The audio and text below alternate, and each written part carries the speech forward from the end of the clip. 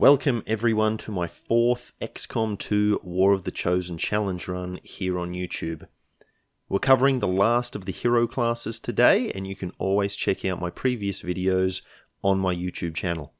And with that out of the way, we're going to answer the question, can you beat XCOM 2 War of the Chosen using only skirmishers in combat? Now I'll be honest, I've always loved the lore behind the skirmishers. They're Advent soldiers who have broken free of Advent control and now fight against their former masters.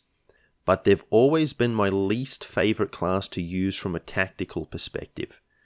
They start with a great ability, being able to shoot twice, but its use is limited since they're given a short-range gun. This means they can't just set up somewhere safe and fire away, they have to always be moving in close. So what's the point of being able to shoot twice if you're spending your first action on movement anyway?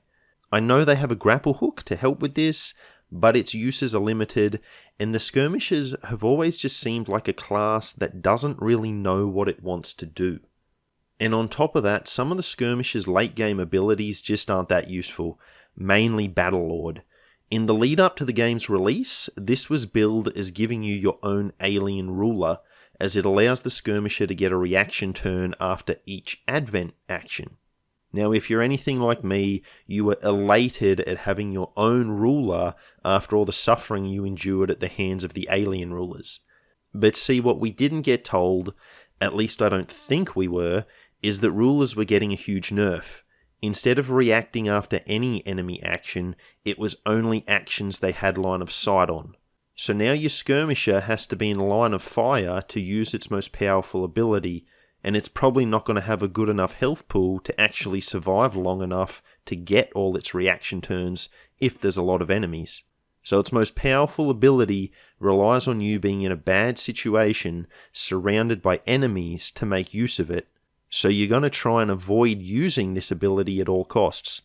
And on top of that, a lot of the time it seems to glitch and not give you the right amount of reaction turns.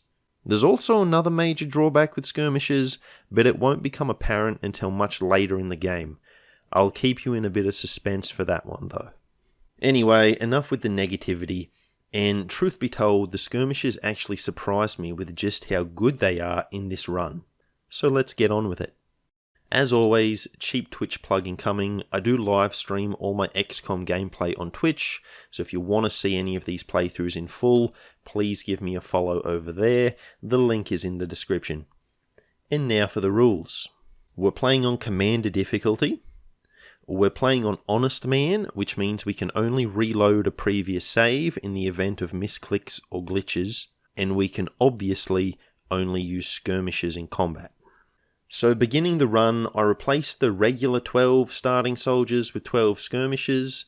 As with the other hero classes, getting more soldiers is not going to be easy, so we need to take great care of the ones we have. So basically that translates to, I'll try not to get 2 of them killed right at the start of the game, like I did on the last challenge run. Now the first mission, something interesting happens here. I use the Justice ability, which is super useful early game. It drags humanoid enemies towards you and inflicts a melee attack. It has a 5-turn cooldown, so it's usually pretty limited, but when you can use it with every squad member, that cooldown is a lot less of a problem. Anyway, when I use it to take out the first trooper, the pod doesn't scatter.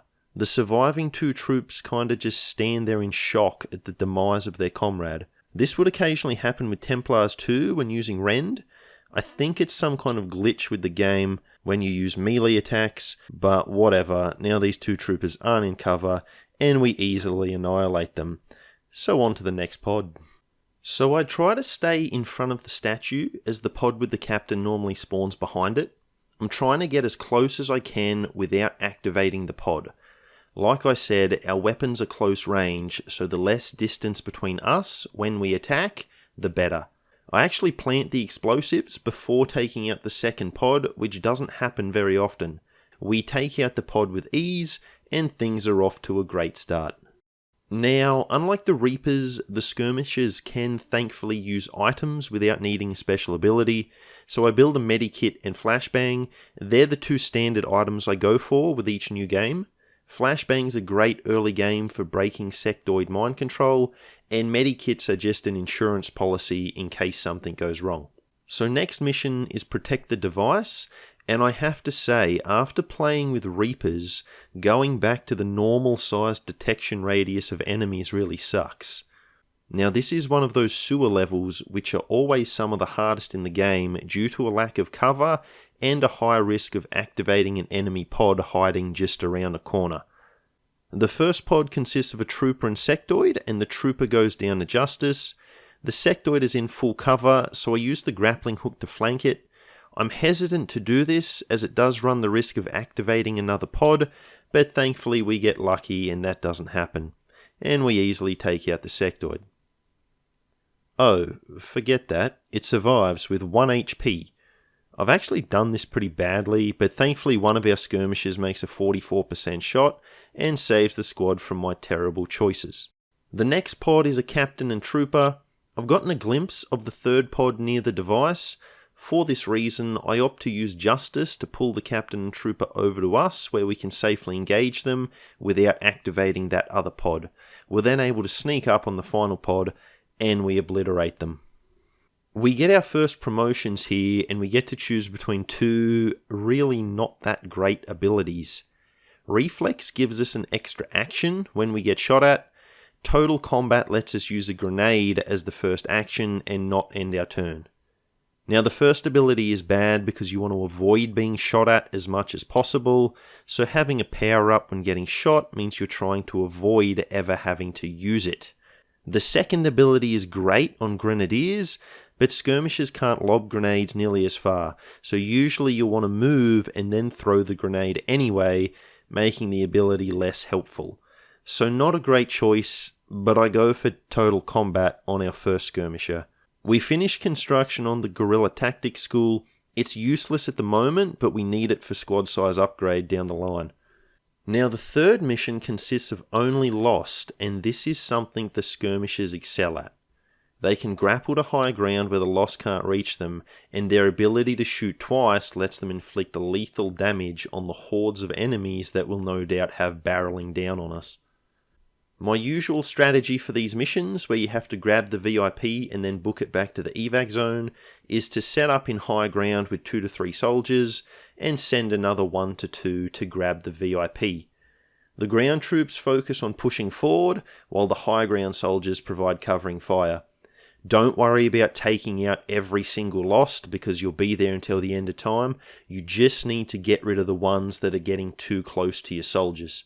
The strategy stays basically the same once the VIP is activated.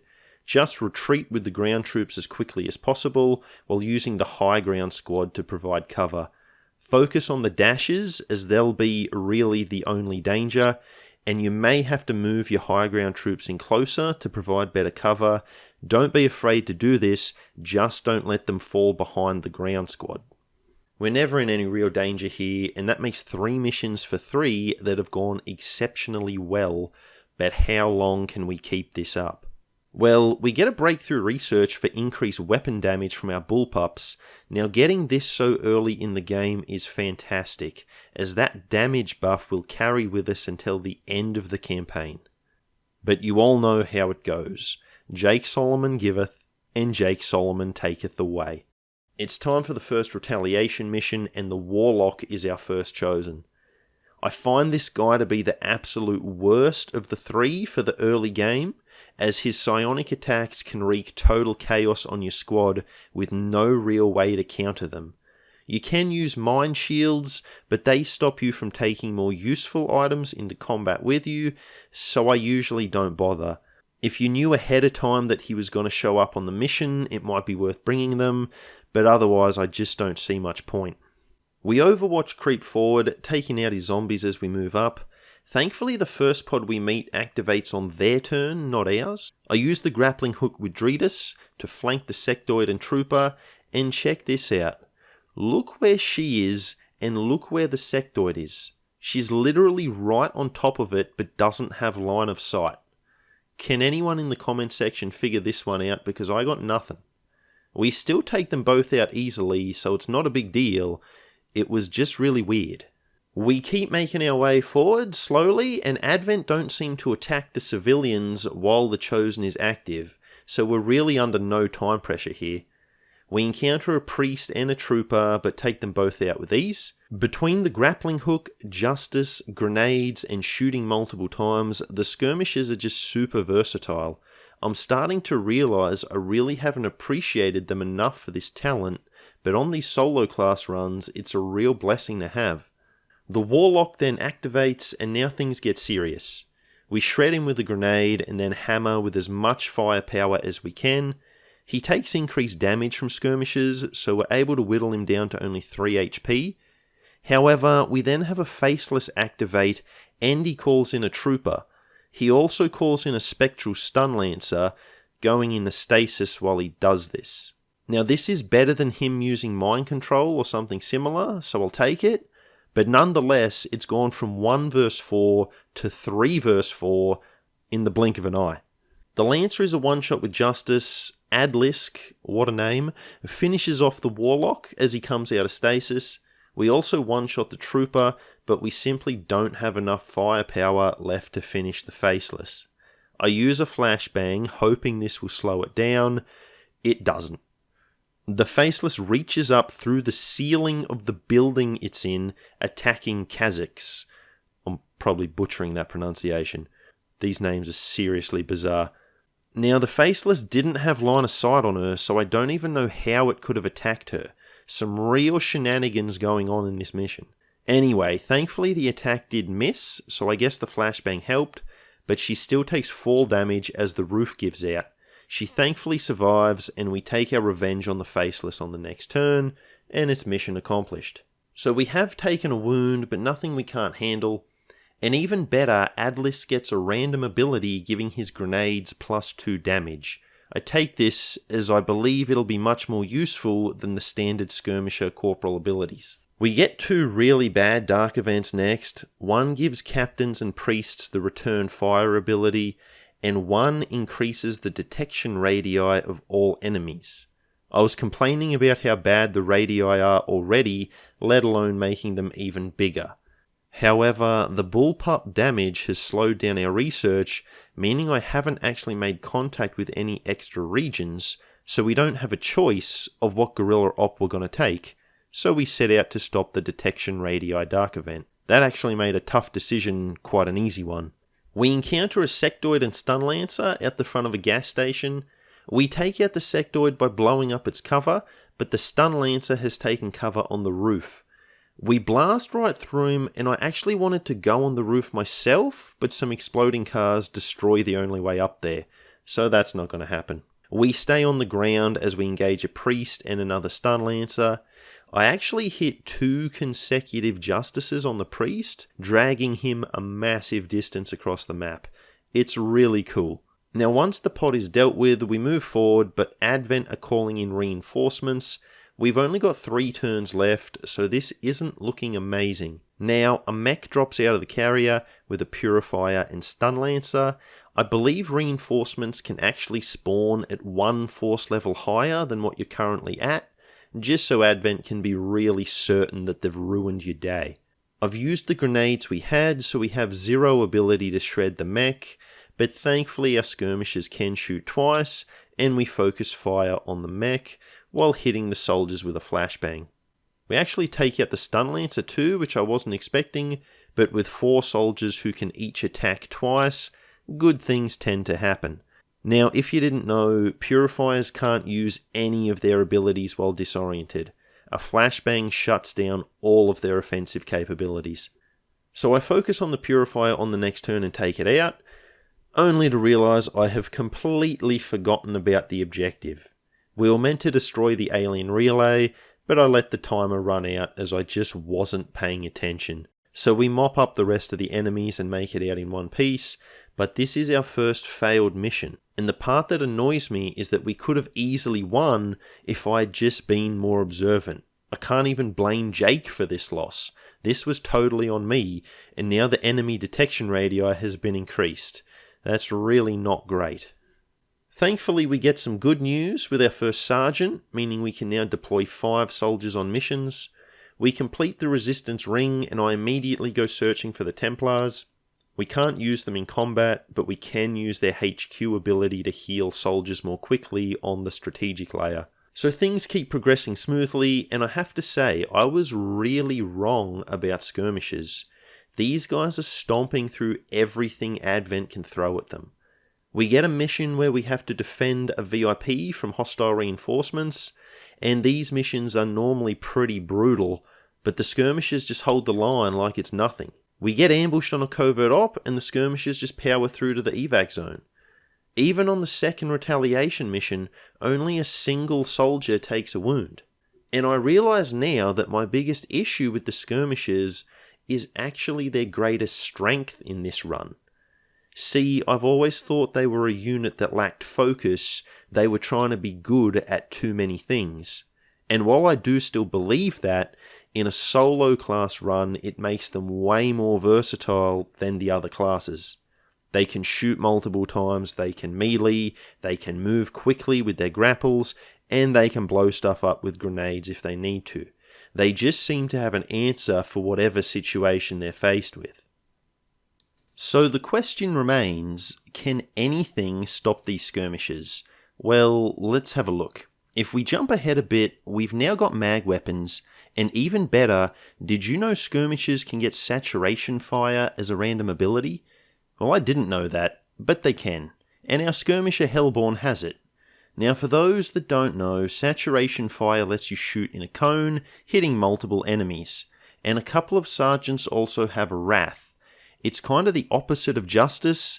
Instead of pulling enemies towards you for a melee, it propels you towards them. It has the benefit of working on all enemies, not just humanoid ones like Justice, but the obvious downside is that you risk activating another pod when you rush straight into an enemy. And we've even got a lieutenant with Whiplash, which is a free attack that does extra damage to robotic enemies. Well, kind of. I'll talk more about that later. The downside is it can only be used once per mission, but once we get to all 6 soldiers having it, that's 6 free attacks every mission. Not too bad at all. So the first pod features a mech and some troopers, but now that we're doing extra damage, not being able to shred the mechs effectively isn't really a problem. They go down quickly enough, even through their armor. We then regroup and push forward. There's 2 pods right on top of the device we're trying to protect, and they both feature a muton. So this is going to be a great test for our skirmishers. Now, I must confess, I did reload the turn here. I used saturation fire, thinking it would do regular damage to the device as the enemies were hiding next to it. Well, it turns out it actually destroyed the device completely.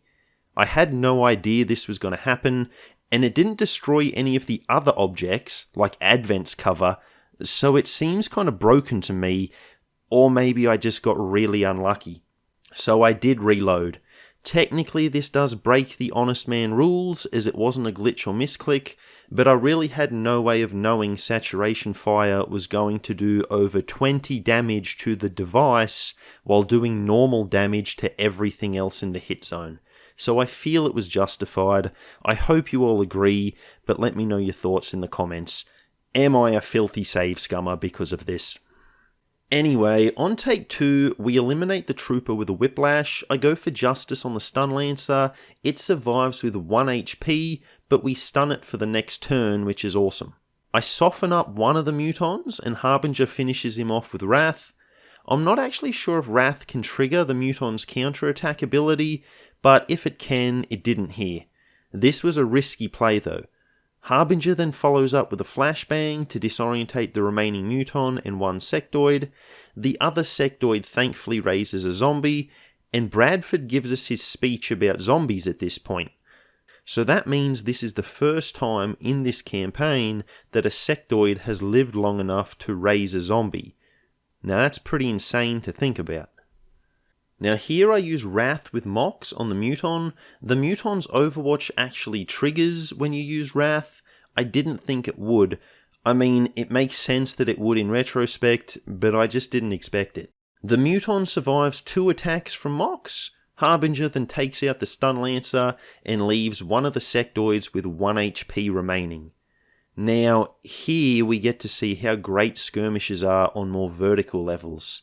Calliope, whose name I'm probably also butchering, and who isn't yet good enough for a nickname, grapples up, moves across, and is able to flank the Muton. The distance she's able to cover here is just incredible, and the Muton is thankfully no more. We take out one sectoid, but the one with the zombie remains. I'm pretty sure the zombie is too far away to hurt any of our soldiers, so I'm not too worried about it. But the sectoid here does something very unexpected. It charges forward to certain death in order to get a flanking shot, but instead of taking the flanking shot, it goes for mind control instead. Harbinger panics and attacks the zombie, leaving it with 1 HP. I'm not sure if I got lucky or unlucky there, but either way, the zombie only attacks the device, and we easily mop up Advent on the next turn. I do decide to eliminate the zombie first here. The zombie will go down with the sectoid, so it's not actually necessary, but I'm not sure if you get extra XP for finishing the zombie separately. Does anyone in the comments know if you do or don't? Anyway, that was a brutal pod activation, and for a lesser class would have posed a massive problem. We got through it with a single injury, and honestly, that injury probably could have been avoided if I had been more careful. So hopefully you're starting to see just how good these skirmishers are. But hey, this isn't all sunshine and rainbows, is it? Let's check out the next mission, a supply raid. So the first pod is a Spectre and 2 mechs. We activate them with a grenade, and immediately the worst case scenario happens, as one of the mechs drops off the nearby cliff and out of line of sight. If we don't deal with it this turn, it'll be able to jump up and obliterate us on its turn. We take out the first mech, but the one down below is just too far away, and there's nothing we can do to even harm it. I decide to take out the Spectre, and the mech thankfully retreats. Wait, did I say thankfully? It retreats right into a pod of a Spectre and 2 more mechs. So this is not going well. So the pod moves up on us. I'm able to take out only a single mech. The one from the first pod continues retreating, which is kind of good as it means it's not attacking us, but that still leaves a mech and a Spectre for the counterattack. The Spectre hits us with Shadowbound, making a copy of Harbinger 2.0. He's just another skirmisher who has the same nickname. The other mech uses its missiles, but we thankfully take no casualties. We then finish off the pod on the next turn and press forward. So we find the next pod our mech friend has fallen back to, and it's a pod of entirely other mechs. So we now have 4 of them to deal with and no real way of dealing with them. I'm thankfully able to hit 3 of them at once with 1 grenade. I frantically unload as many shots as I can into the mechs, but a couple of missed shots means we can only take out 2. The first remaining mech hits 3 of our troops with missiles. The second takes aim at Dropey. Again, butchering the name, I apologise. And it finishes her off instantly. At the start of our turn, the truck that Johnston was taking cover on explodes from the missiles, sending her into bleed out. We finish the mechs on the next turn, but we've taken our first casualty, which really sucks. Crazy to see how badly this mission went, purely from a mech jumping into a ditch. This game can be cruel. But you want to know the worst part? Oh, I'll show you the worst part. Yep. Right there. I actually had plated armor researched, I just forgot to buy it. Having it may have kept the entire squad alive. So needless to say, I was saltier than the plains of Utah after this mission. So I make sure to purchase plated armor and then decide to hit the Blacksite as the avatar progress is almost full, and this is a good way to reduce it. I bring along the Skulljack as well, just in case the opportunity for an easy Codex elimination presents itself. The first pod of a Trooper and Spectre goes down like it was nothing. There's also a turret that activated, but it doesn't cause us any issues either. But of course, now that we've broken concealment, the warlock is here to say hello. He slows us down with some zombies, but we just power right through them. So after I've double moved with half the squad, we activate a turret. Not great. I try to move the other half to the turret to take it out, and that results in activating a pod of a captain and 2 troopers. Even worse. Now thankfully Tank is able to grapple onto the roof and take out the turret with Whiplash. This is both a one-shot and a free action, so that's kind of great. I try for a Justice on the captain with Gravedigger, which is officially my favourite nickname in this game, just for the record, but we miss. Hellborn almost takes out a trooper with Whiplash and then uses Saturation Fire. It destroys the cover of the captain and one of the troopers, but doesn't actually do any damage to the soldiers themselves. So at this point, it's impossible for us to take this pod out this turn. Thanks to some lucky hits from Gravedigger with Whiplash and his standard shot, and some added firepower from Tank, we are able to whittle the pod down to a single trooper. Harbinger does take a hit from this, but thankfully survives. Then we easily take out the trooper on our turn, heal Harbinger with our sole medikit, and continue on our way. Inside the main building, there's the usual pod of a mech and 2 troopers. We easily dispose of them and push on. After obliterating some more spectral zombies, we move into the building with Tank and the other Harbinger. We'll call him Blue Harbinger since his armor's blue, and stick to the roof with everyone else. We get lucky and activate the Chosen on his turn. He takes cover next to a tree, but we actually score with a lucky Overwatch to inflict some damage. And now, well, look, I'm never going to claim to be the best XCOM player in the world. Sometimes I make mistakes. Sometimes I do really stupid things. But this, ladies and gentlemen, may be the single dumbest play I've ever made. So I really want to be able to attack 3 times, the third coming from Whiplash with Harbinger. She can't grapple into any decent cover, so I decide to charge in with Slash. I know there's a risk she'll activate another pod and... oh, yep, that's exactly what she does. But that's not even the stupid part. The stupid part is that the warlock is immune to melee damage. So I've just activated an extra pod, thrown Harbinger as far into the line of fire as I possibly could, and all for absolutely 0 benefit to us. So yeah, a pretty terrible play there. The only defense I can muster is that I had been streaming for almost 6 hours by this point, so I was a bit fatigued, and that was obviously affecting my judgment. Well, let's go with that anyway. I'm still able to hit the Warlock for big damage with a Whiplash, and Harbinger is close enough to make the evac zone in a single move if she has to, so it's not a total disaster, but it's not great either. Thankfully, Blue Harbinger grapples to the rescue and disorientates the whole pod we just activated with a flashbang. It's not a guarantee that we're safe, but it does improve our chances. I use Wrath with Mox to charge right at one of the Vipers, figuring I'll be able to use my grapple to book it to safety, but no grapple spots for Mox. He's standing between a cliff and a building, and he can't grapple anywhere. This is some garbage. Anyway, thanks to being able to shoot multiple times and having multiple troops with Whiplash, we actually take out the whole pod that we activated. The Warlock is still kicking and summons in a mech. Because Harbinger is right next to them, she actually gets to hit the mech with a Retribution, which is going to make it a one-shot next turn, so that's pretty nice. The Warlock also summons a couple of Spectral Stun Lancers, and we've actually made it through this blunder of mine taking 0 damage. I've no idea how it happened, but I guess the charging headlong into the enemy with 0 regard for our own safety strategy wasn't as terrible as I first thought. So that's cool. We take out the mech and zombies without issue, and then, because the Warlock takes increased damage from Skirmishers, we actually finish him this turn as well. This guy is usually a real pain in the early game, but he just hasn't been very aggressive this run, instead hiding behind summoned soldiers. I'm not complaining, it's just strange. Anyway, we grab the vial and run to the evac zone. Now, we could call it a day here. The mission went well.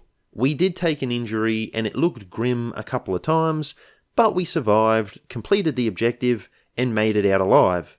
We should evac out, right? Well, nah. See, in the pod of Advent reinforcements, there's actually a captain, and we still have the Skulljack equipped. It's only 3 enemies, and we've got good position on the high ground, so what the heck, let's go for it. We take out the mech, stun the Stun Lancer, and yes, I'm aware of the irony there, and Skulljack the captain. We score with a Justice on the Codex. This brings it towards us, but it does spawn a clone really far away. Now unfortunately for the clone, it spawned next to an explosive device, so the clone leaves this world just as quickly as it entered. We finish off the original Codex, take out the defenseless Stun Lancer, just because we can, and evac out.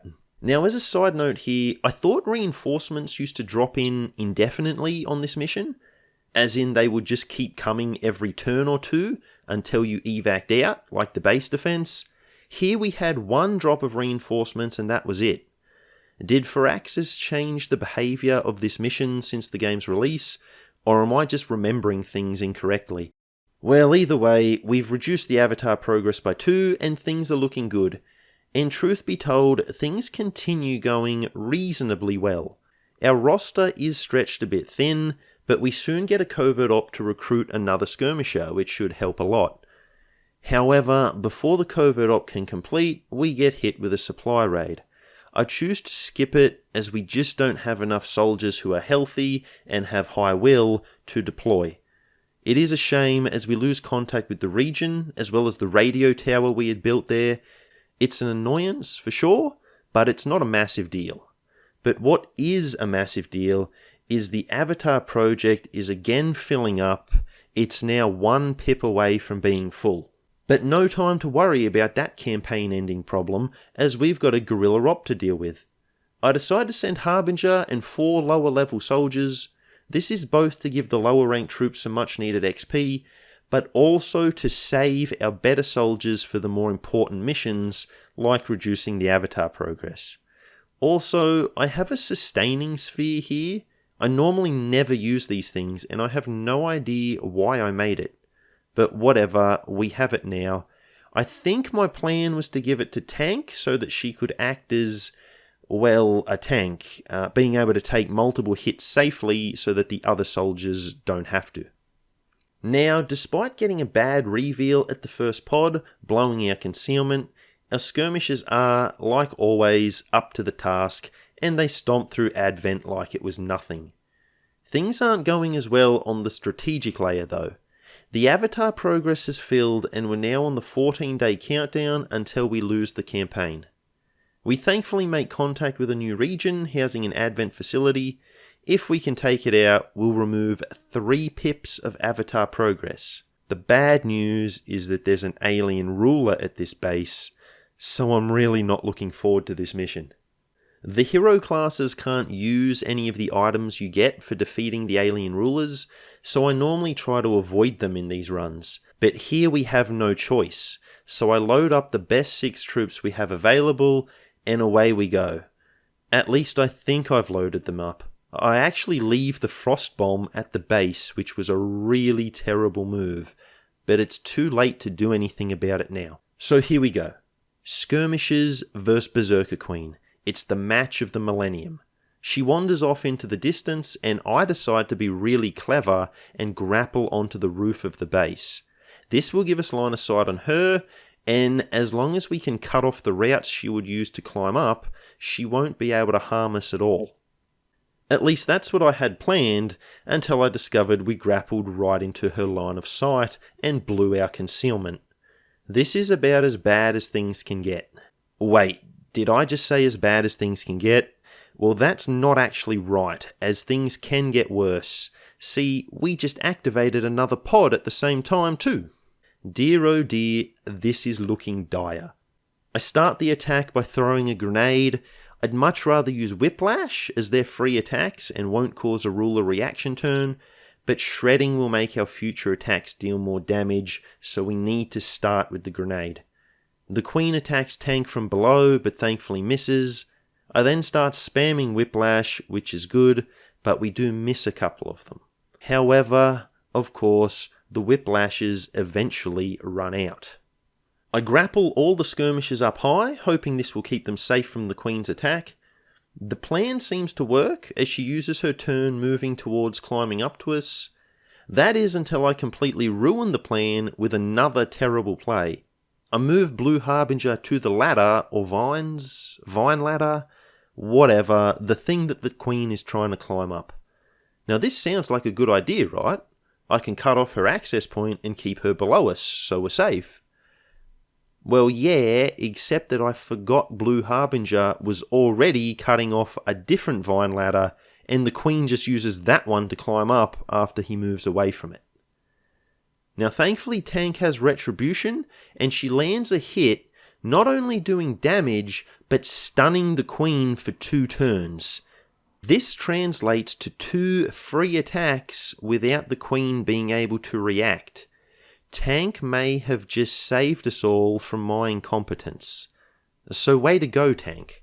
I then hit another grenade to shred the Queen of her last point of armor, and then use Wrath with Harbinger, planning to get a free attack thanks to Retribution, and not only does Wrath connect, it stuns the Queen for another 2 turns, giving us another 2 free attacks. I'm not sure what I did to deserve this good fortune, but I'm pretty certain that Jake Solomon was pleased with me on this day.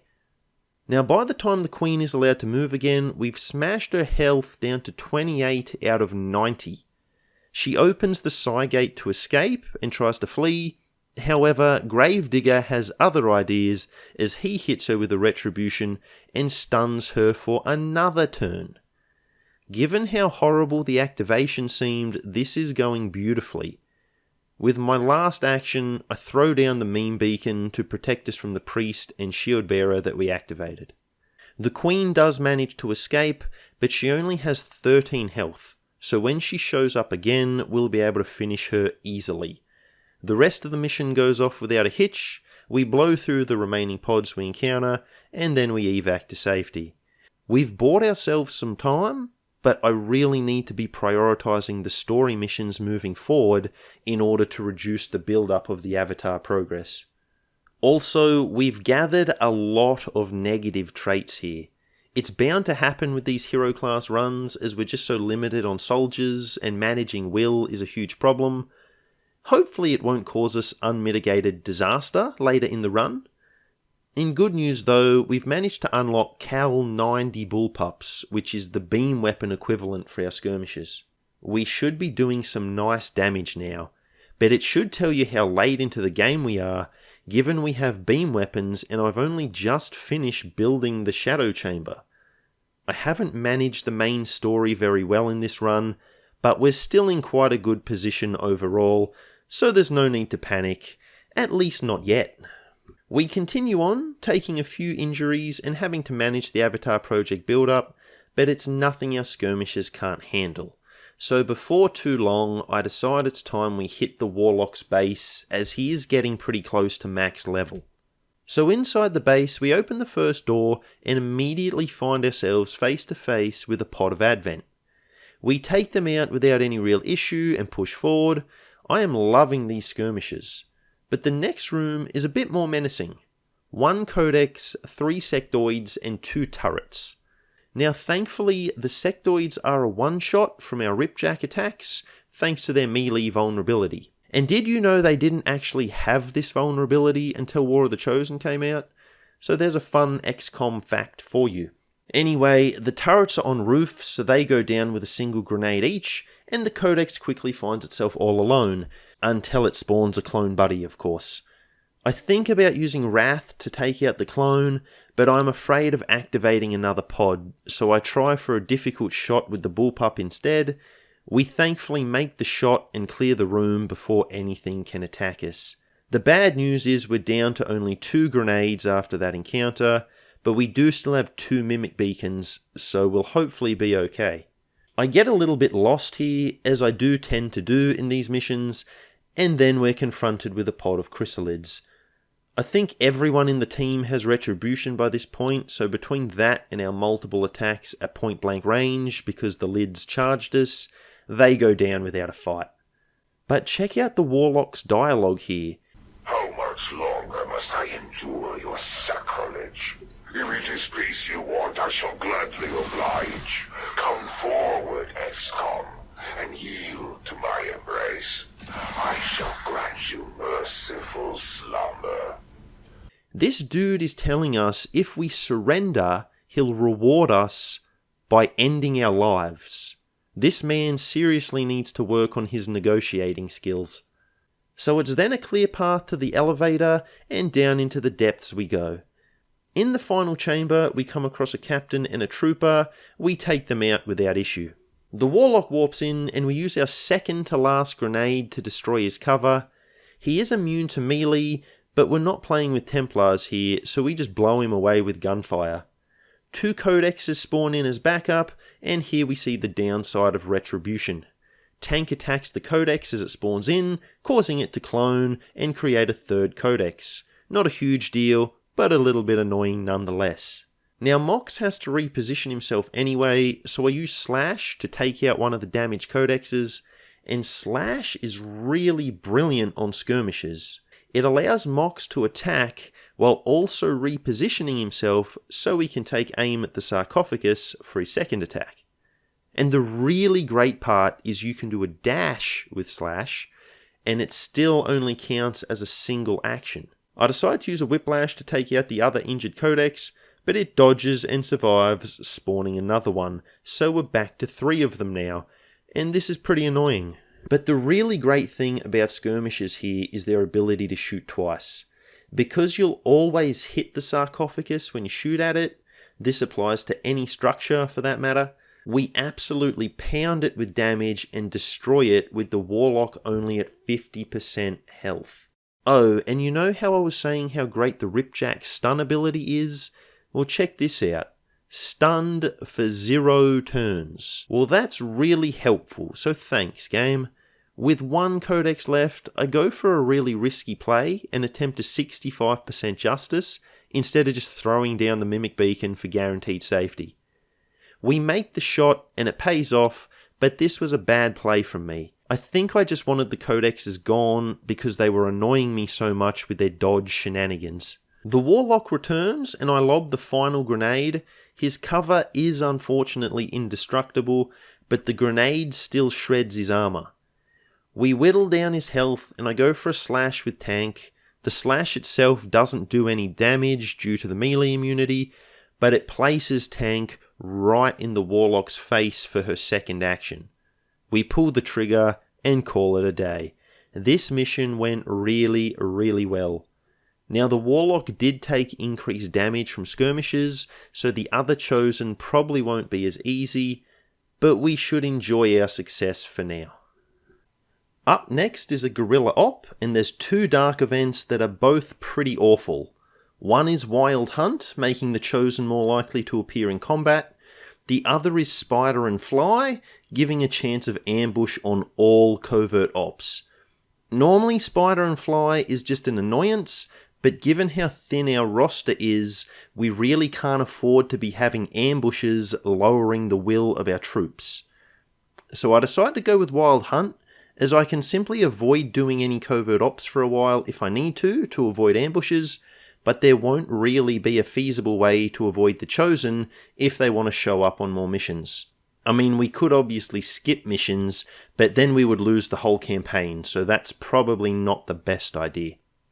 So we deploy, and this one is a truly brutal mission. It's one of the sewer maps, and it's a bomb disposal mission. So possibly the hardest guerrilla op type on the hardest map type. So this should be lots of fun. The trasher meter immediately ramps up even further as we find ourselves stuck between an Andromedon and a pod of 3 codexes. I'm worried about time as it's always tight on these missions, so I push forward ignoring the pods. Well, a 3rd pod with a few Advent troops starts homing in on us too. And check out these 2 just standing in the sewers so casually. What on earth are these sociopaths doing here? Well, the Alien Infiltrator's Dark event is active right now, so I'm all but certain they're faceless. Yes, weirdos hanging out in the sewer, I'm on to you. So the Andromedon gets too close and blows our concealment. All 3 pods activate, and the priest even takes a shot, dealing big damage to Reckoner. Also, the bomb is 1 turn away from exploding, so I have to spend 1 attack destroying one of the relays in order to stop us failing the mission. But hey, at least I'm paying attention to the turn timer now, so that's an improvement. Now we've got 8 active enemies, and most of them are in full cover, and 3 of them are codexes, which can spawn more enemies. So there's no way we're alpha striking this turn. We are able to take out 2 troopers and a codex, as well as stun the priest, so we've disabled half the enemy units. I then burn through 2 mimic beacons to keep the other 4 off of us on their turn. It might be overkill, but I don't want to risk that Andromedon launching an acid bomb at us. So on the next turn, we kick things off by missing an 87% shot. XCOM, I would never allow a human being to torture me the way this game does. Now, despite our Skirmisher completely cracking under pressure, we get the Andromedon down to its second phase, we dismantle a second codex, and blow up the purifier. I'm pretty happy about this, until I realise the explosion has caused one of the faceless to activate. Out of the frying pan, I guess. But Blue Harbinger decides he wants to show Advent what he's made of. We use Wrath on the priest and take it out. We then use Whiplash on the faceless to finish it off. He then makes a 52% chance on the codex to hit with Justice. Absolutely phenomenal work by this man, and it seems the RNG gods favour us once again. Demon's turn is less impressive as I try to frostbomb the Andromedon, but a pillar is in our way and we can't make the throw. I instead opt to take out the codex, but the clone has survived and we're out of turns. As expected, the clone goes for a psionic bomb, and then what happens here is kind of awesome. The Andromedon attacks Hellborn, we get a free attack with Retribution and hit, and the Andromedon misses with its punch. Splendid. But something else is not splendid. Remember how I was gloating just a minute ago about not forgetting the turn timer? Yeah, well, I forgot about it again, and we fail the mission. Oof. Now, Hellborn thankfully has an autoloader, so she can move away from the psionic bomb and still shoot the Andromedon. Meanwhile, Beast is able to grapple out of the AoE, reload, and finish off the hulking metal monstrosity. We also grab the loot left over from the Purifier. That turn went pretty well, apart from the whole failing the mission thing. And just as an aside, you can still shoot the power relays even after the device has expired. It's totally pointless to do so, but you technically can. I don't think I knew that before this. We Overwatch creep forward as I'm thinking the Berserker Queen could be lurking about and we may be able to finish her off here and now. Well, surely enough, here she is. The guest of honour has arrived and it's time to celebrate with some fireworks. We take out the accompanying Muton with Overwatch fire, but all our shots against the Queen herself miss. Not being able to use the Frost Bomb earlier actually turns out to be a blessing here, as we can now immediately freeze the Queen. We wrath right into her frozen face with Scourge, and then blast her at point blank range to finish her off. We may have failed the Dark event, but not having to worry about the Queen anymore is certainly comforting. Oh, hold up, there's one more Faceless left on the map. It spawns right in front of us, so taking it out is no issue, and the great thing here is that taking out 2 Faceless means we can build another Mimic Beacon. I may have said this in a past video, but I actually recommend letting the Alien Infiltrator Dark event happen whenever it comes up. Having extra Faceless on missions is not a huge danger, and you get the massive advantage of gaining more Mimic Beacons for the rest of the campaign.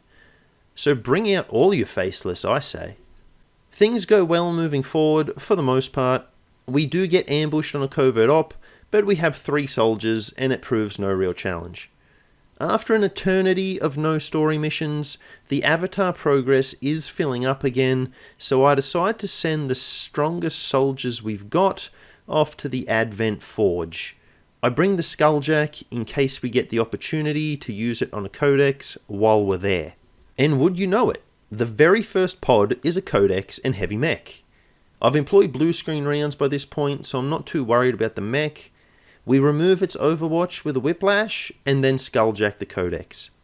The avatar spawns really far away, out of our line of sight actually, which I've never seen happen before.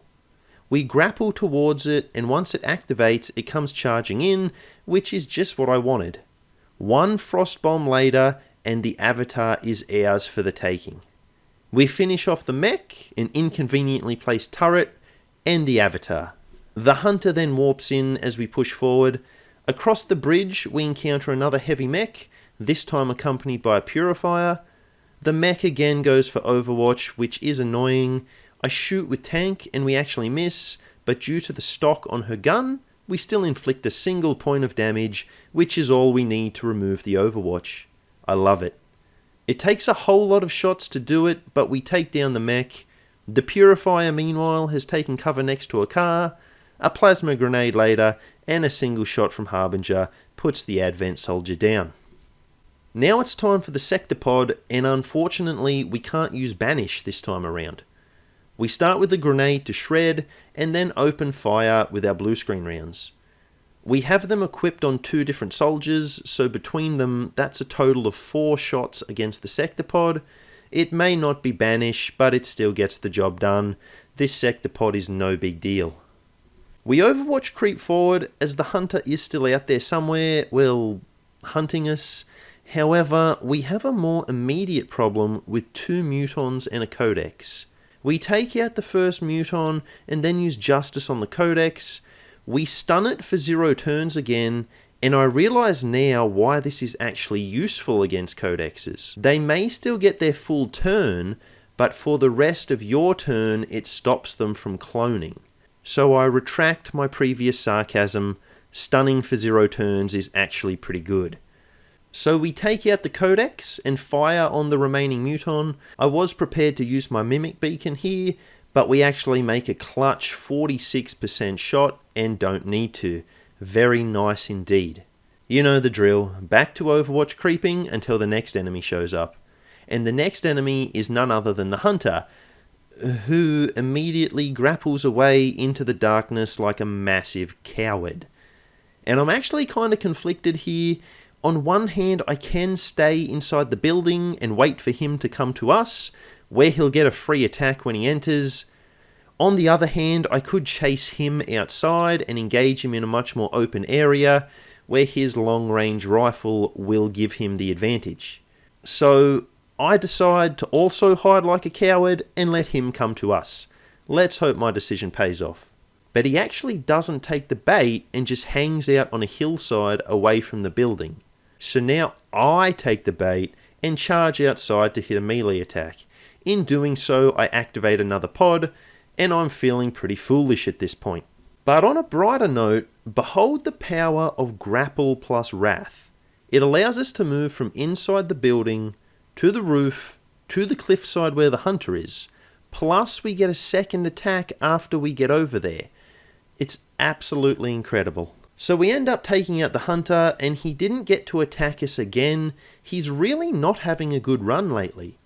But if you want to see some hot garbage, look at this. I place Mox outside so he can grapple onto the roof and use the mimic beacon to distract the pod, but apparently there's nothing to grapple onto from here, just like on the Blacksite mission. Nope, all those ledges on that building can't be grappled onto.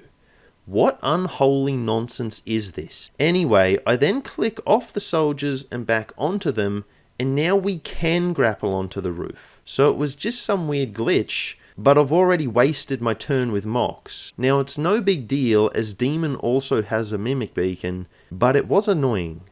So we mop up the pod and head back inside the building to grab the body. Well, actually we only head inside with Gravedigger. Everyone else we just keep on the roof, since it's a good position to have. We then book it to the evac zone, and this mission has been a resounding success. And between the Forge mission and the Avatar, we've reduced the Avatar project progress by 5 points. That's going to take a lot of pressure off us. We also managed to purchase Warden armor, which is going to make our skirmishers bulkier, However, we're warned at this point that an enemy UFO is hunting us, so it's not all good news. We have another round of Guerrilla Ops, and I decide to stop the Viper round's Dark event. It gives Advent poisonous ammunition that can be a real problem. But check this out. See, Advent are now deploying gatekeepers on regular missions. We're able to take it down, thankfully, but it's standing, or hovering, I guess, right next to the objective we need to hack. So when it goes down, it explodes and destroys the objective with it. So that's another Guerrilla Op failed. But at least this one wasn't because I forgot about the mission objective. So that's something. I should have hacked the objective first, but I honestly didn't realise the gatekeeper was so close to it. Anyway, we finish off the rest of the Advent forces just because we can, and then move on with our lives. I'm starting to think I should be picking the least terrible Dark event to counter, seeing as I always seem to fail these missions. I mean, look at this. Just look at this list of Dark events. It's just horrendous. And speaking of horrendous, up next is the Avenger Defense mission. Thankfully, when the UFO comes, we have no one out on covert ops, and only one soldier's wounded, so we'll at least have a full barracks to be backing us up. I load up every soldier I can with decent gear, even the ones we're not sending out may come out as reinforcements, so it's always worth kitting out as many soldiers as you possibly can for this mission. Now, we do have the turrets in this mission, but I'm not allowed to use them as they're not skirmishers. You get these from the defense matrix, which does protect you from chosen sabotage on the strategic layer, or at least it's meant to. I believe you need a mod to have it actually work because it wasn't coded properly. Anyway, the point is, it's still worth buying even if we can't use the turrets, as long as you have the right mod, of course. So, yeah, let's just move on now. So the onslaught comes, and I'm playing pretty defensively to begin with. We're not concealed in this run, so I can't just push forward with soldiers, unlike in the Reaper campaign. And we just hold the line until they get close enough that we can hit them hard. Now, I don't want to use Slash or Wrath against the Mutons, as they may counterattack us, but this Spectre is fair game. Even better, we stun it for 2 actions, so it's not a threat next turn. Let's turn our attention to the other enemies. We take out the 2 Mutons, and did you know Justice works on Spectres? Well, it does, so we pull the second one out of its cover and hammer it into oblivion. Or at least we try to. First 98% shot misses, and the second one is a dodge. Now, whenever anyone asks you why you love this game, just show them that footage. Because after all, that's XCOM, baby. Anyway, I realise Gravedigger has a 100% chance to hit the Spectre, and he has blue screen rounds, so I could have just used him for a guaranteed one-shot. Such is life, I guess. We finish off all enemies except the Andromedon, but we distract it with a Mimic Beacon, or at least that's the plan. If you want to see some first-hand, unadulterated cringe, look at this one. The Andromedon literally ignores the Mimic Beacon and heads for the hills. I thought this was impossible, but apparently it's not. We're getting some serious shenanigans in this mission, and I won't lie, I was pretty salty about it. You sure you want me to do that? What? What? What the hell? It just ran away instead of coming for the Mimic Beacon. What? Oh, that is dogs. What the hell was that? What the hell was it? It's meant to... What? It just ignored the Mimic Beacon. Oh my god, this game. Well, that makes things harder. We have no choice but to push on, knowing there's an Andromedon out there waiting for us somewhere. Well, it actually comes back pretty quickly with some backup, and we thankfully land a few hits with our Overwatch trap. Now, if you've ever played XCOM 2, I'm sure you've been here before. There's some loot that's about to expire, you know it's unsafe to run over to it, but your greed just takes hold, and away you go. Well, I did that here. And it turns out that pod we just activated wasn't the one the Andromedon fell back to. No, the Andromedon was with a different pod that we've also just activated from running to the loot. So this is not looking good at all at this point. Mox goes to town, stunning the captain and eliminating a trooper. It takes quite a few attacks to end the shield bearer, but we manage it. Now, Blue Hellborn has blue screen rounds and a 90% chance to hit the Codex. But the Codex dodges, survives, and clones itself. Have I ever told you that I hate dodge? Because I really, really hate dodge. We finish off the original Codex, but the clone is still out there. We take a really difficult shot at the stun lancer.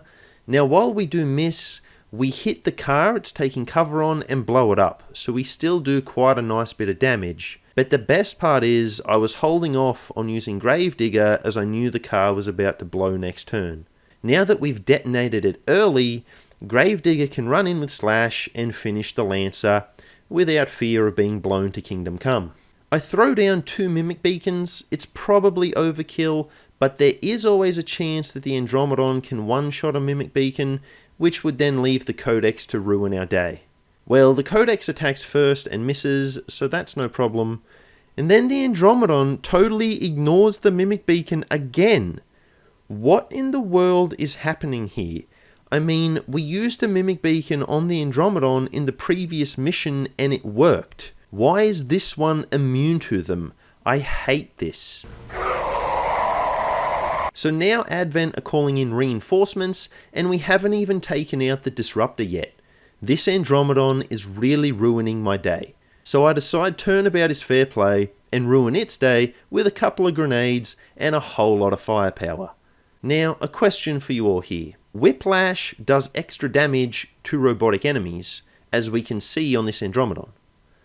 Blue screen rounds also do extra damage to robotic enemies, including Codexes. So Codexes are obviously robotic enemies, but Whiplash still only does normal damage to Codexes. Does anyone have an answer for this? Because I really just don't get it. Anyway, the cool thing here is that because firing once doesn't end our turn, we can actually destroy the Disruptor and then start running back to the Avenger in the same turn. I like that a lot. So the reinforcements drop in, and the general strategy is to attack with the first action and then continue falling back to the Avenger with the second action. We make it back without issue, and despite having some really bad luck with missed shots, we've toppled this one pretty easily. The Skirmishers are continuing to outclass Advent on every mission that isn't a guerrilla op. Oh, but speaking of guerrilla ops, look at this one. This one we were actually successful. Nearly the whole squad was injured and it was a close call, but we did it. And the list of dark events for the first time in months has gotten smaller, not bigger. Before long, I decide it's time to hit the assassin and put her out of commission for good. The first pod consists of a Spectre and 3 Sectoids. This is great for us since the Sectoids are all one-shots with melee attacks, and as for the Spectre, well, thanks to our repeater, he's actually a one-shot too. The next pod proves a bit more challenging. They're really far away and most of them are in full cover. And look at this. We use Justice and we inflict damage, so the attack did land, but we don't pull the soldier over towards us. So pretty trash there. But we did destroy the soldier's cover, so we take full advantage. I wrath over and... oh, that didn't go very far. So we've gotten glitched and the soldier did get pulled towards us, we just can't see it. The next Justice attempt works much better, and that's most of the pod dealt with. Only one shield bearer survives, who we distract with the Mimic Beacon, and even better, the Mimic Beacon actually works this mission. After disposing of the shield bearer, we push on, Overwatch creeping as we go. The final pod before the elevator is 4 Chrysalids. They charge Harbinger and she lands a retribution on 3 of them. We easily take them out and head down for our hot date with the assassin. 2 Archons immediately charge us, but with 2 attacks each and another lucky execution shot, we easily take them out as well. I'm feeling so confident I actually don't put Reckoner in cover. My confidence then disappears just as quickly as the assassin does, and we've now totally lost track of her. Thankfully we quickly locate her and then begin the attack. She's in full cover and has the low profile ability, which makes her harder to hit after the first attack of the turn. Despite this, our skirmishers deal big damage on her, but we're not able to finish her. Oh, she also has kinetic plating, so she generates a shield from every missed attack against her. Now this leads to a pretty goofy situation where we miss 2 retributions on her, giving her 6 points of shielding, and then hit with the 3rd retribution, immediately removing the shielding.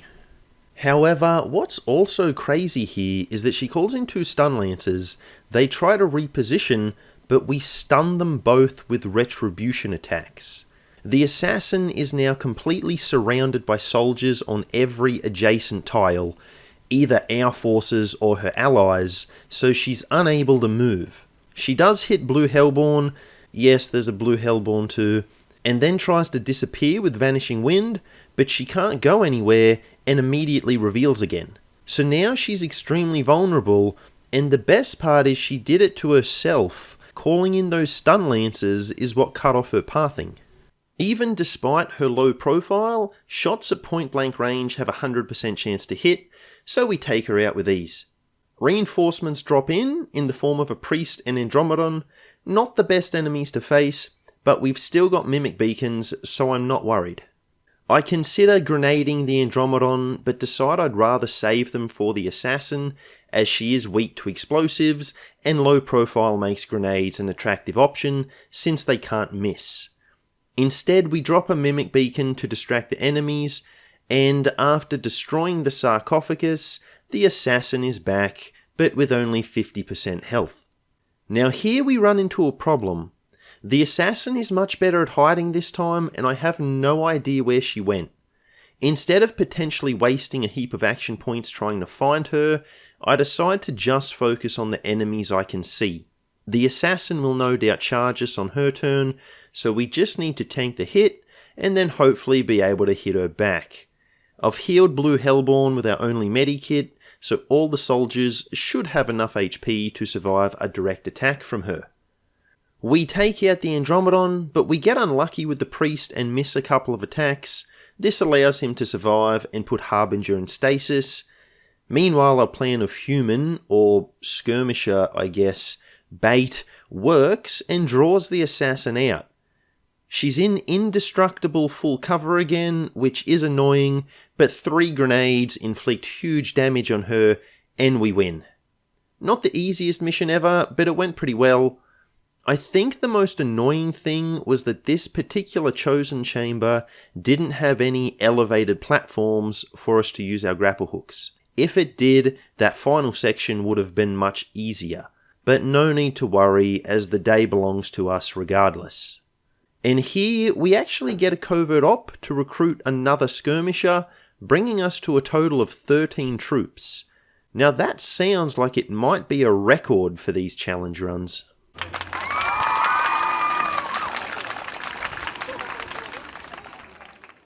So it's now time for the Gatekeeper mission. The only reason I haven't already done it is because I wanted to take out the assassin first, so that she doesn't show up here. This mission is probably the hardest in the campaign with these solo class runs. Normally you can just use a spark, a poison immune psi operative, or even a ranger with the assassin's blade to stop the chrysalids from poisoning you. But here we don't have that option, so we need to be a lot more careful, and removing the chosen from play goes a long way to taking the pressure off. So I load the squad up with battle scanners in order to scout for hidden chrysalids, and we head out. The first pod we encounter is only Advent soldiers, and we take them out with ease. Even the priest who survives because of sustain falls to Overwatch fire on its turn. But the next pod is quite interesting.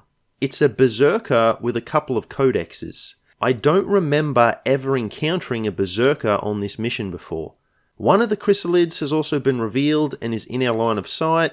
The grapples allow us to propel right into the pod, and we take out the berserker, the chrysalid, and one of the codexes. The remaining codex runs for its life, while another revealed chrysalid charges us.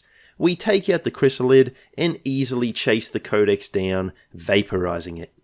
We continue moving forward carefully, throwing battle scanners as we go. We gradually reveal the chrysalids and annihilate them all. With the Skirmisher's ability to attack twice, and our battle scanners protecting us, there's really nothing the chrysalids can do. So I might have been worrying about this mission more than I should have. Once we're done with the four-legged freaks, we lure out the Gatekeeper. A couple of grenades shred most of its armor, and Gravedigger has blue screen rounds plus a scope. And this mission is over without taking any injuries. I believe that's actually a first for these challenge runs, so that's a good accomplishment for our Skirmishers. We skip a Guerrilla op because we're too close to the end of the game for me to care about it. Well, that and most of our soldiers are tired. So then we hit the Hunter's base, as that's the last thing to do before the final missions, and for some reason, all the doors in the starting area are already open. I've never seen that before, and it honestly creeps me out. Now, we've had some shenanigans on this run, and that's about to continue. I have an Overwatch ambush set up, and a codex comes wandering right into it. We hit the codex and it clones. Well, that's fine, but the clone then gets to attack us. This is madness, and I've never seen it before. The pod activated and scattered on Advent's turn, but for some reason this clone gets to do more than that. So pretty cringe right there. I stab it in the face with Harbinger, and that'll teach you to break the rules, Codex. But the real problem is it's dropped a psionic bomb on the whole squad. We can still use melee attacks, and some soldiers have free reloads, so it's not the end of the world, but it is a setback that we don't need. But check out Blue Hellborn here. Between his autoloader and grapple hook, he can move and reload all for free. He still has 2 attacks, it's pretty incredible. Oh, and Whiplash doesn't do extra damage to Spectres either. I have no idea what's going on here.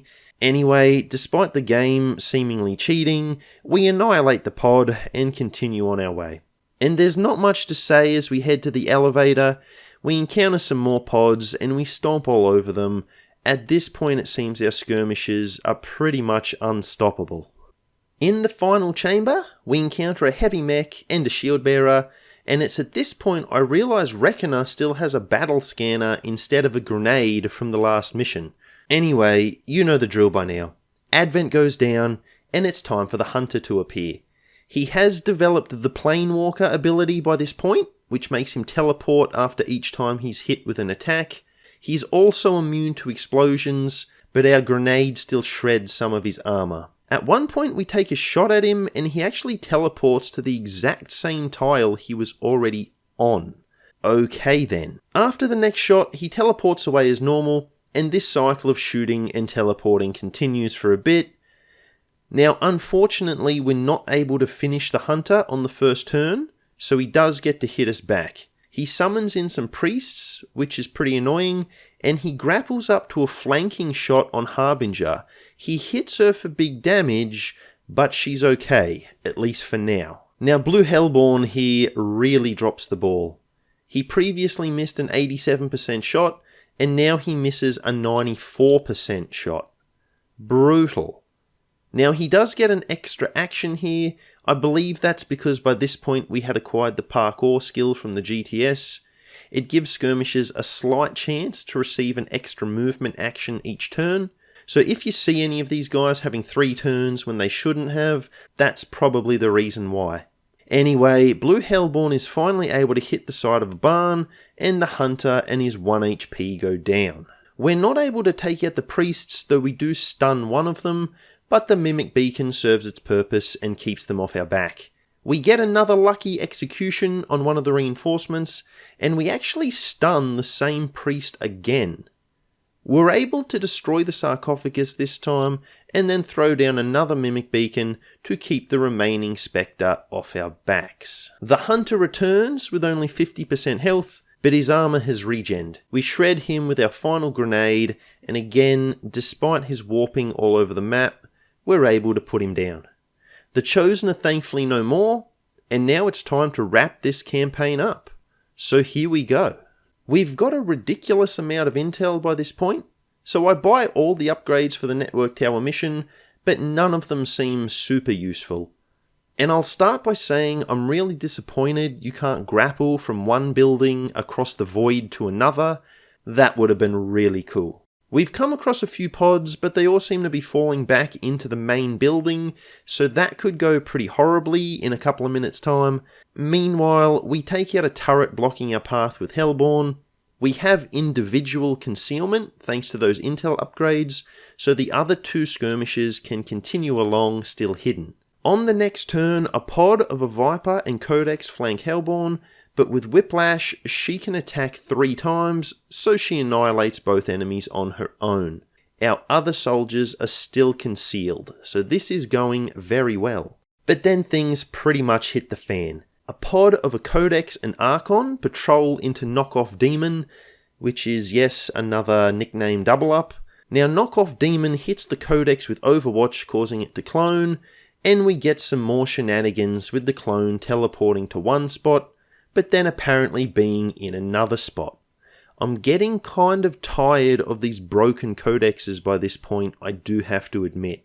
Anyway, Hellborn takes care of both codexes, and Knockoff Demon, with the assistance of Whiplash, is able to end the Archon single-handedly. Meanwhile, Original Demon still hasn't had to break concealment, so I guess that actually wasn't as big a deal as I thought. Well, never mind what I said about Demon keeping his concealment.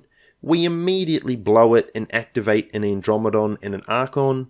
Now there's actually a pod of 2 Mutons standing right next to the Andromedon that we somehow avoid activating. I have no idea how that works, but I'm not going to question it. So we do some damage to the Archon, but apparently here I didn't realise that the Mutons hadn't actually activated, so I throw the Frost Bomb into them in what is a completely pointless move. Well played, Past Drifter. Some tactical brilliance right there. Anyway, both the Archon and Andromedon survive and hit us for big damage. Now the Andromedon's attack has destroyed the wall, and the pod with the Mutons does now activate. They've actually got a Codex with them too. My placement of the Frost Bomb has frozen 2 of them, but that's not going to last into their next turn. So I'm staring 5 enemies down, 6 if you include the robot Andromedon after it's destroyed, and I decide, you know what? I don't need this in my life right now. The objective is right there, and we can just hack it and win. So that's what I do. No regrets. And now, the final mission proper. We did take some injuries in that previous mission, but I wasn't planning to take any of those soldiers with us on the final mission anyway, so onward. Unusual rules apply on this mission. We're not allowed to use the commander's avatar to attack or draw enemy fire. He stays on the back line and lets the skirmishers do their thing. So basically, as soon as we start the mission, we're rushed by berserkers. One of them falls to Overwatch fire, and we take out the second one on our turn. We then have a sector pod show up immediately after. The game is really not pulling any punches on this mission. Anyway, we one-shot it with a lucky execution. I guess the skirmishers aren't pulling any punches either. We clean up the sector pod's minions, but then immediately encounter a whole pod of stun lancers. And they're kind of too far away to be able to attack effectively. I wrath into the pod with Harbinger, and she immediately sets herself on fire. Well played. We stun one of the lancers with Justice, and Blue Hellborn continues his run as the world's worst shot, missing a 91% shot on another lancer. And I've deliberately kitted this guy out with items that enhance his aim, wanting him to be the designated sniper. Clearly I made a mistake assigning him that role. So there's still 3 lancers active when we pop down the Mimic Beacon. Okay, make that 2 lancers, as Harbinger takes one out with Retribution. That was really lucky too, as it only took 2 stun lancers to destroy the Mimic Beacon. If a third had survived, it could have attacked us. Oh yeah, and the fire spreads, so Harbinger is immediately on fire again. This is killing me. Though I guess it's killing Harbinger more. what with the burnt flesh and everything, so maybe I shouldn't complain too much. We clean up the rest of the stun lancers, regroup, and then continue Overwatch creeping forward. And now the real fun begins. 4 Mutons and 2 Andromedons. Absolutely brutal. We burn through a grenade, a mimic beacon, and quite a few whiplashes, and really don't even do that much damage to the pod. I activate Battlelord with both Harbinger and Mox, as they have line of sight on just about the entire pod. But it turns out this is a total waste, as only Harbinger's reaction turns activate. Mox gets left on the sideline. I guess only one Battlelord turn can activate at a time, but even without mods, it is possible to have 2 Skirmishers at the same time in the vanilla game, so this seems like a pretty big oversight to me. Oh, and even better, Harbinger's reaction turns then randomly stop working too. I did tell you at the start of the video that I hate Battlelord, and this happens with this ability not just in this campaign, but any campaign where I use it. It just seems to be broken and doesn't do what its description states. So we take a big old punch to the face from the robotic Andromedon before it's our turn to hit back. And hit back we do. It costs us another grenade. I think we're down to 3 now, but we take them all out. I am worried about burning through our limited supplies though, both grenades and whiplash. We heal Blue Hellborn and push on, as that's all we can really do. Another pod, this time with an Archon and 2 Mutons. We take them out easily, but I don't want to push too far forward because I did get a glimpse of a heavy mech standing right behind them. And sure enough, on the next turn, we encounter 2 heavy mechs and 2 regulars. And of course, the 2 guys with blue screen rounds are at the rear, so we can't even take full advantage of their bullets. We take out the pod, but I did use another whiplash here. It wasn't necessary to do that, and in retrospect, it was a really dumb play on my part. But hey, you can't change the past, right? We climb onto the roof as I'm still expecting a gatekeeper to be lurking out there somewhere, and speak of the devil, here's the big roly-poly pile of death itself, accompanied by a harem of snack ladies and a couple of Archons. Now the strategy here is to take out all the lesser enemies and then use the mimic beacon on the gatekeeper. We almost succeed, but a Viper hangs on with a sliver of health. Thankfully tank is situated right next to it, and we can finish it with a retribution on the alien's turn. On the next turn, we use our second last grenade to shred the gatekeeper. We're now out of mimic beacons and whiplashes too, so this is not looking great. We take down the gatekeeper with ease, but we now have the final chamber and we're running dangerously low on battle items. We engage the first avatar, and you can see the problem with not being able to shred. Our attacks are doing pitiful damage. However, eventually I realized tank actually has a grenade left, so we use it. Now of course that's just delaying the problem until the next avatar, but what else can we do? Now at this point Blue Hellborn redeems himself for his earlier terrible misses by scoring an execution on the avatar. We may not have been able to take it down on this turn if he hadn't done that, so it's a clutch move right there. The Archons managed to survive. I have placed Mox right next to one, hoping Retribution will finish it, and we get a lucky stun on the second one, disabling it for a turn. We've been really lucky on this turn, however, our good luck quickly vanishes as 3 Mutons spawn in, and Mox misses with his Retribution. I focus on the Mutons as I figure they're the most dangerous. We're able to take them out, again with the help of a lucky execution. We finish off one of the Archons, and then Blue Hellborn cleans up 2 of the Sectoids himself, with Reckoner destroying another. Avatar 2 now appears, surrounded by Mutons and Spectres. The surviving Archon goes for a Blazing Pinions, which is good, as we've got time to get out of the way. Then 3 Chrysalids also arrive, which is obviously about as far from good as you can get. But things get even worse as we miss a Justice on the Avatar. I then take a shot with Reckoner, which thankfully hits, but this leaves her deep in enemy territory, and I really doubt she'll survive the next alien turn. And interesting here that all the pods spawned in on the same side of the room this turn. I can't remember that ever happening before, and it has certainly left us in a bad state, as we only had 2 soldiers on that side. We're able to hit the avatar a few more times, but we can't take it out. And just like Reckoner, Blue Hellborn has been left surrounded by enemies. He gets mind controlled, and a Spectre makes a copy of Reckoner. So we just lost 2 troops, and the enemies gained 2. Harbinger also gets hit by 2 chrysalids and gets poisoned, so we're very shortly going to be losing a 3rd soldier. Tank goes for a slash on the avatar and misses.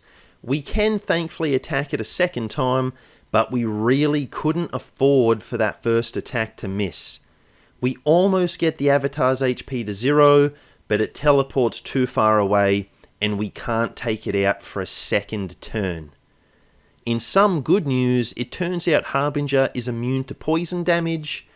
I'm not entirely sure why, but I'm guessing it's because she was carrying the medikit, even though she's already used it by this stage. But the good news is short-lived, as the 3rd avatar now warps in. A Muton comes at tank, but she holds it off with a retribution stun. Mox is less lucky, as he's knocked unconscious by a Muton melee attack. So now we're down to 3 soldiers. Blue Hellborn then attacks tank, and look, I'm not even going to try to describe what is happening here, as I have no idea what I'm looking at. Your guess is as good as mine. Tank is then swarmed by chrysalids, but she somehow survives. On our turn, with our fledgling forces, Gravedigger hits the 2nd avatar, and it warps right next to tank. She takes it out, giving us back control of Blue Hellborn. So that's a positive, but the 3rd avatar still has full health, and we are very quickly being overwhelmed. And even though we have control of Blue Hellborn, he actually panicked when he attacked tank, so we can't use him. It's tank's judgment ability that may cause attacking enemies to panic, but you saw just how many enemies attacked her, and the only one who panicked was our guy. All the other enemies were just fine and dandy, of course. We are getting stupidly bad RNG here. Forget what I just said about a positive. There is only darkness and despair in this awful place. We have no soldiers on the avatar side of the chamber, so I don't even bother going for it. I just try to thin out the enemy numbers on the next turn. I activate Battlelord with tank, fully expecting it to do nothing, and then a sector pod spawns in as backup. I've never seen this before. I guess I've always been able to take out the avatars quickly enough to avoid this scenario, or perhaps it's just more rotten RNG. But whatever the case, either we win or lose the campaign on the next turn. We're not going to survive a sector pod coming at us. I get 1 turn with Battlelord, which I use to reload, before a Spectre makes a copy of tank, and no more Battlelord turns for us. It would have actually been better for the enemies to shoot her, as then her sustaining sphere would have activated. But here, she's just down, and the enemies now have an extra skirmisher on their side. Harbinger gets shot in the back by a Muton, and then 2 chrysalids charge her. She actually puts them both down with retribution and survives. It's a pretty incredible sight to see. There's a reason you made the thumbnail, Harbinger. Now check this out. The Reckoner clone throws a grenade at Blue Hellborn. She didn't have any grenades left when the clone was spawned, but the clone still gets one, which I thought was interesting, and kind of annoying. The Avatar mind controls Gravedigger, and I've honestly lost track of how many soldiers we have left at this point. I think it's 2, just Harbinger and Blue Hellborn. Oh wait, apparently Blue Hellborn is still panicked. I've got the ability that makes Battle Madness only last for 1 turn, but apparently old Hellborn here didn't get that memo. So yeah, 1 soldier against an army of Advent. Cue epic final stand music, I guess?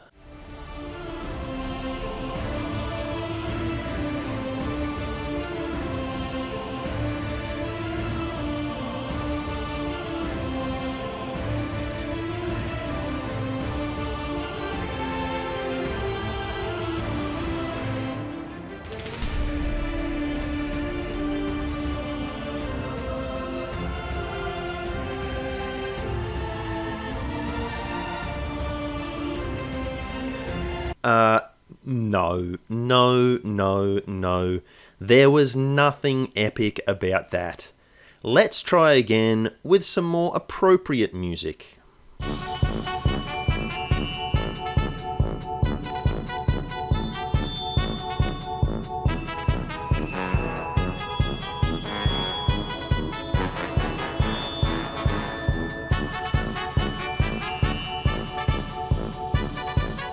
So at this point, we've been completely wiped out, and I have no choice but to break my rule of not using the commander's avatar. I charge him out to the front line so he can be annihilated just like everyone else, and this nightmare can end. Also, now that Blue Hellborn is done watching his friends get slaughtered before his eyes, he decides he's not panicked just in time to get mowed down himself. Way to be a team player, buddy. So yes, I'm being pretty sarcastic here, and I was quite salty on the live stream. But more seriously, we're 4 episodes into this XCOM Challenge Run series, and this is my first failure. We lost the final mission, and that loses us the whole campaign. Now, it's true, we did get some rotten luck with misses, enemies spawning on one side of the map, and mocks falling unconscious, but I think there's a deeper problem with the skirmishers here, and I alluded to it at the very start of the video, which seems like a very long time ago now. See, a lot of their most useful abilities are limited use. Whiplash is great, but we can only use it once per mission. Being able to throw a grenade without ending the turn is good, but we can still only carry a single grenade. And I think the skirmishers just ran out of steam here. Without those extra attacks and shredding capabilities, they just couldn't keep up with Advent.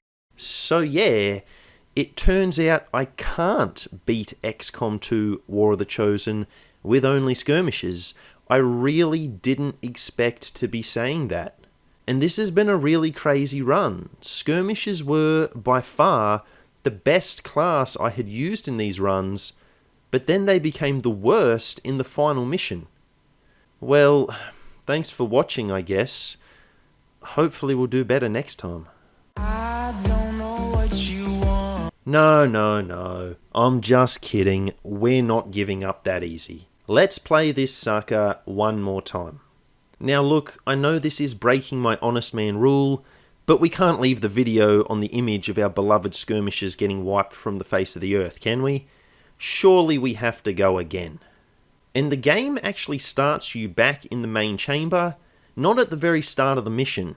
On one hand that saves time, but on the other we don't have the opportunity to be more conservative with our whiplashes, grenades and mimic beacons, so we may fail again just as spectacularly. Well, let's give it a crack and see how we go.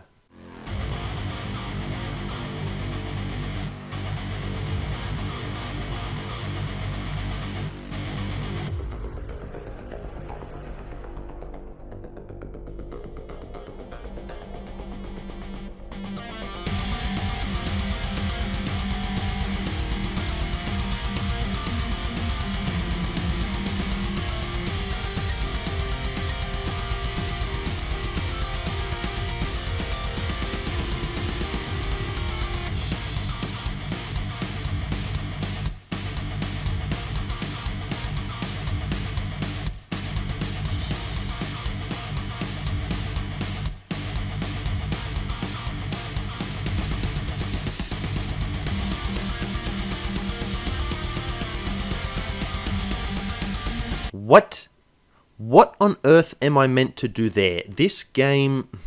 No, it's cool. We're going to win. Trust me.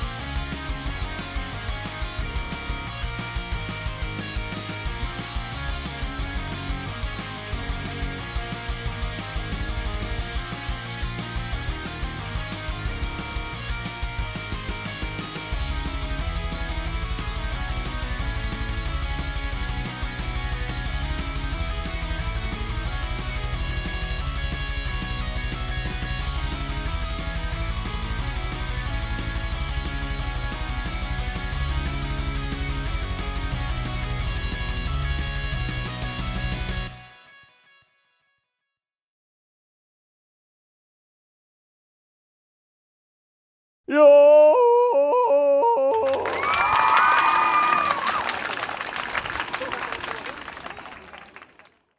And there you have it. I told you we were going to win this time. That was super close, and if we hadn't gotten that lucky execution at the end, we would have lost a second time around too.